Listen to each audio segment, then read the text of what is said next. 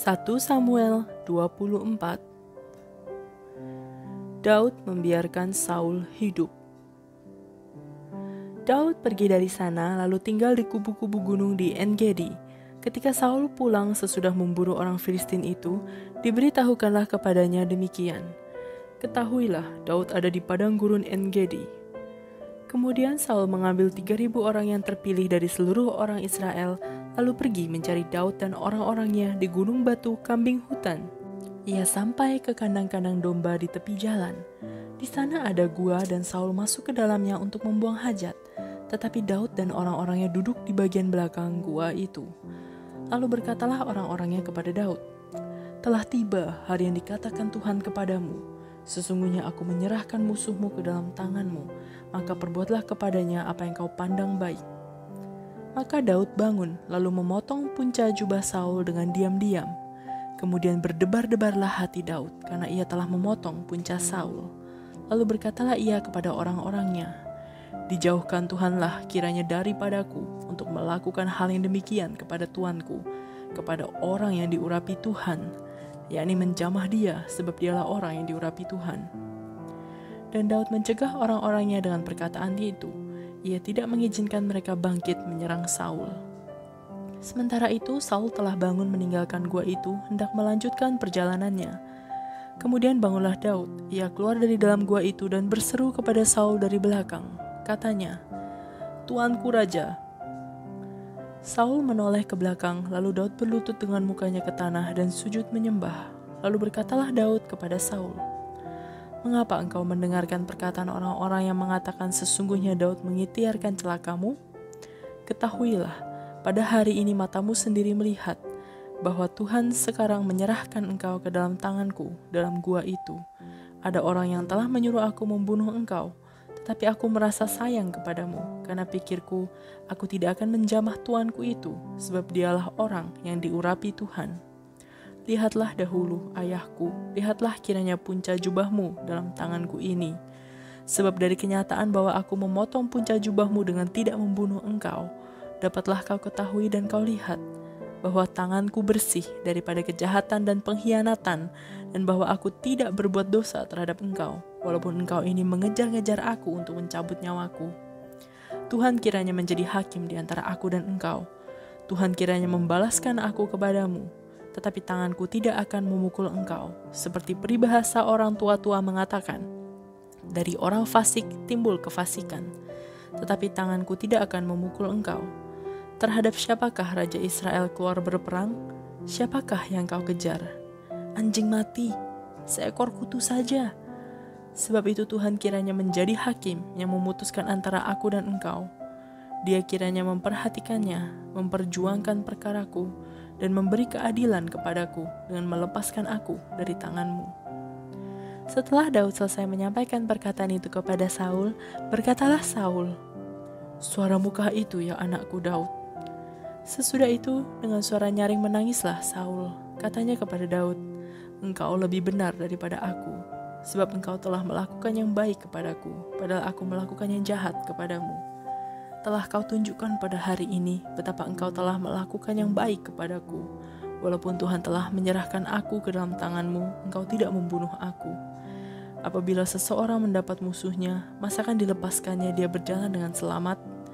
Tuhan kiranya membalaskan kepadamu kebaikan ganti apa yang kau lakukan kepadaku pada hari ini.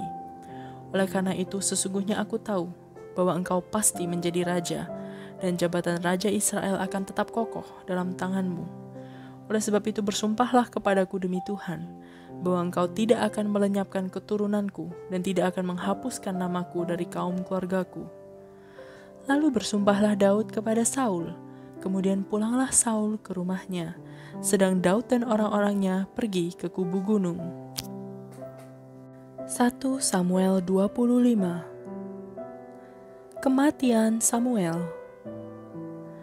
Dan matilah Samuel. Seluruh orang Israel berkumpul meratapi dia dan menguburkan dia di rumahnya di Rama. Dan Daud berkemas lalu pergi ke padang gurun Paran. Daud, Nabal, dan Abigail. Ketika itu ada seorang laki-laki di Maon yang mempunyai perusahaan di Karmel. Orang itu sangat kaya, ia mempunyai 3.000 ekor domba dan 1.000 ekor kambing. Ia ada di Karmel pada pengguntingan bulu domba-dombanya. Nama orang itu Nabal, dan nama istrinya Abigail. Perempuan itu bijak dan cantik, tetapi laki-laki itu kasar dan jahat kelakuannya. Ia seorang keturunan Kaleb.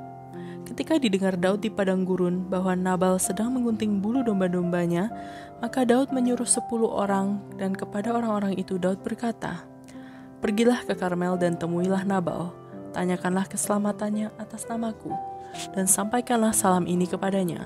Selamat, selamatlah engkau, selamatlah keluargamu, selamatlah segala yang ada padamu. Baru-baru ini aku mendengar bahwa engkau mengadakan pengguntingan bulu domba. Adapun gembala-gembalamu yang ada dengan kami, tidak kami ganggu, dan tidak ada sesuatu yang hilang daripada mereka selama mereka ada di Karmel. Tanyakanlah kepada orang-orangmu, mereka tentu akan memberitahukan kepadamu. Sebab itu biarlah orang-orang ini mendapat belas kasihanmu. Bukankah kami ini datang pada hari raya? Berikanlah kepada hamba-hambamu ini dan kepada anakmu, Daud, apa yang ada padamu." Ketika orang-orang Daud sampai ke sana, berkatalah mereka kepada Nabal atas nama Daud tepat seperti yang dikatakan kepada mereka. Kemudian mereka menanti. Tetapi Nabal menjawab anak buah Daud itu, katanya, "Siapakah Daud? Siapakah anak Isai itu?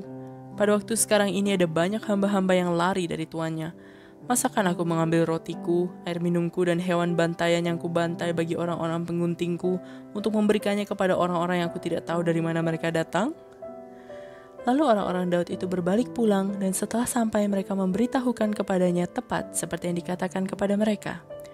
Kemudian berkatalah Daud kepada orang-orangnya, "Kamu masing-masing sandanglah pedang."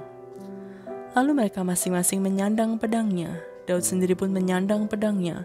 Sesudah itu kira-kira 400 orang maju mengikuti Daud, sedang 200 orang tinggal menjaga barang-barang.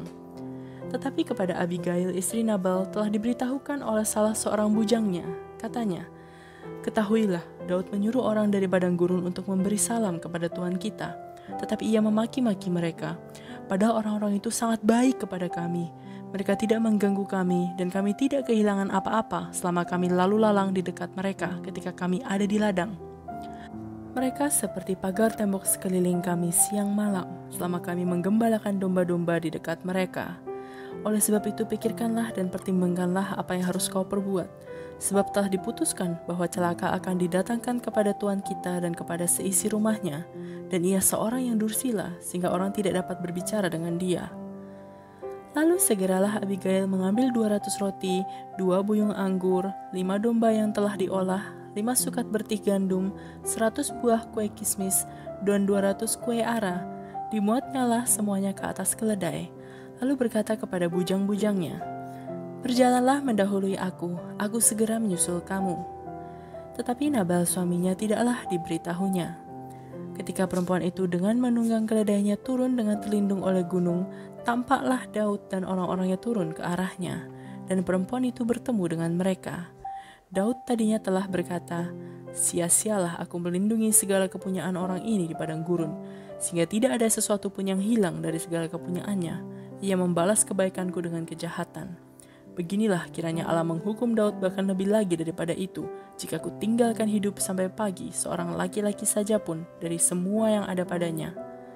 Ketika Abigail melihat Daud, segeralah ia turun dari atas keledainya, lalu sujud menyembah di depan Daud dengan mukanya sampai ke tanah. Ia sujud pada kaki Daud serta berkata, "Aku sajalah ya Tuanku, yang menanggung kesalahan itu. Izinkanlah hambamu ini berbicara kepadamu, dan dengarkanlah perkataan hambamu ini. Janganlah kiranya Tuanku mengindahkan Nabal orang yang dursila itu, sebab seperti namanya demikianlah ia. Nabal namanya dan bebal orangnya. Tetapi aku, hambamu ini, tidak melihat orang-orang yang Tuanku suruh. Oleh sebab itu, Tuanku, demi Tuhan yang hidup, dan demi hidupmu yang dicegah Tuhan daripada melakukan hutang darah, dan daripada bertindak sendiri dalam mencari keadilan, biarlah menjadi sama seperti Nabal musuhmu dan orang yang bermaksud jahat terhadap Tuanku. Oleh sebab itu, pemberian yang dibawa kepada Tuanku oleh budakmu ini, biarlah diberikan kepada orang-orang yang mengikuti Tuanku. Ampunilah kiranya kecerobohan hambamu ini, sebab pastilah Tuhan akan membangun bagi Tuanku keturunan yang teguh. Karena tuanku ini melakukan perang Tuhan, dan tidak ada yang jahat terdapat padamu selama hidupmu. Jika sekiranya ada seorang bangkit mengejar engkau dan ingin mencabut nyawamu, maka nyawa tuanku akan terbungkus dalam bungkusan tempat orang-orang hidup pada Tuhan Allahmu.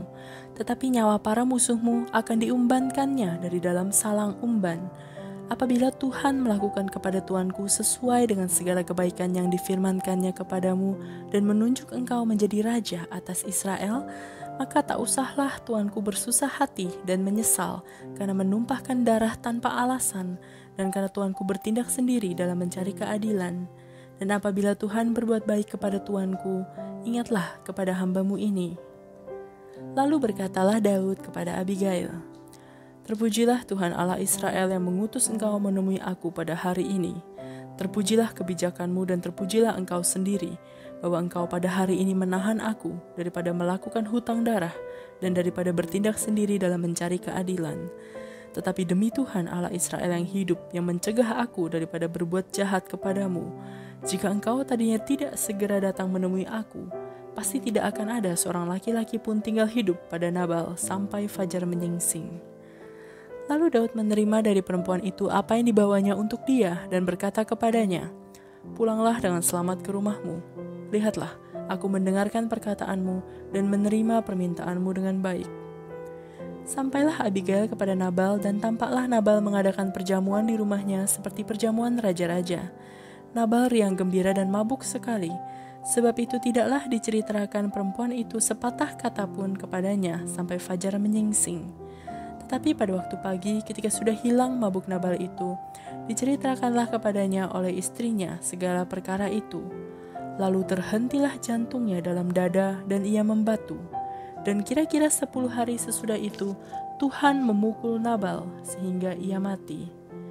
Ketika didengar Daud bahwa Nabal telah mati, berkatalah ia, "Terpujilah Tuhan yang membela aku dalam perkara penghinaan Nabal terhadap aku dan yang mencegah hambanya daripada berbuat jahat. Tuhan telah membalikkan kejahatan Nabal ke atas kepalanya sendiri." Kemudian Daud menyuruh orang untuk berbicara dengan Abigail tentang mengambil dia menjadi istrinya. Para hamba Daud datang kepada Abigail di Karmel dan berkata kepadanya demikian, "Daud menyuruh kami kepadamu untuk mengambil engkau menjadi istrinya." Lalu bangkitlah perempuan itu berdiri, sujudlah ia menyembah dengan mukanya ke tanah sambil berkata, "Sesungguhnya hambamu ini ingin menjadi budak yang membasuh kaki para hamba tuanku itu." Kemudian berkemaslah Abigail dengan segera. Ia menunggang keledainya dengan diiringi 5 orang pelayan perempuan. Ia mengikuti suruhan Daud itu dan menjadi istri Daud. Juga Ahinoam dari Yizril telah diambil Daud menjadi istrinya. Kedua perempuan itu menjadi istrinya. Tetapi Saul telah memberikan Mikal anaknya perempuan, istri Daud, kepada Palti bin Lais yang dari Galim itu.